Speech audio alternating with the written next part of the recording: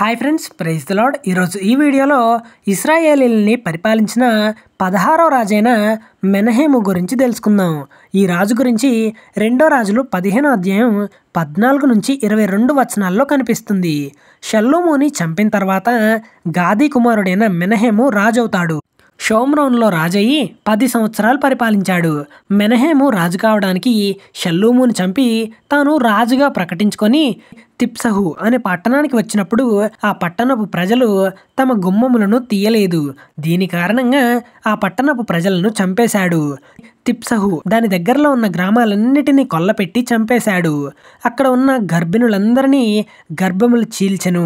అక్కడ ఉన్న గర్భిణులందరినీ చంపేశాడు. ఇతడు దారుణంగా చంపేశాడు.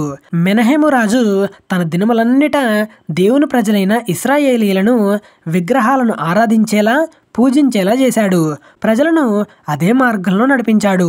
దేవుని దృష్టిలో చెడుతనం జరిగించాడు. అయితే అష్షూరు రాజైన పూలు షోమ్రోను మీదకి యుద్ధానికి వస్తాడు.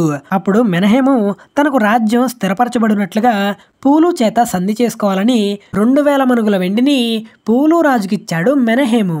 ఆ 2000 మనుగులు ఎలా వచ్చాయి అంటే, మెనహేము రాజు ఇశ్రాయేలీలలో భాగ్యవంతులైన గొప్పవారిలో ప్రతి మనిషి దగ్గర 50 తులాల వెండిని వసూలు చేసి ఈ ద్రవ్యమును అష్షూరు రాజుకిచ్చారు. కనుక అష్షూరు రాజు అవి తీసుకొని దేశమును విడిచి వెళ్ళిపోయాడు. ఇలా తన జీవితం అనేది ముగుస్తుంది. మెనహేము చనిపోయిన తర్వాత తన పితరుల సమాధిలో నిద్రించాడు. ఇతడు చేసిన ఇతర కార్యాల గురించి ఇశ్రాయేలీయుల వృత్తాంత గ్రంథంలో రాయబడి ఉంది. ఇదండి ఇశ్రాయేలీయుల రాజైన మెనహేము రాజు యొక్క జీవితం గురించి.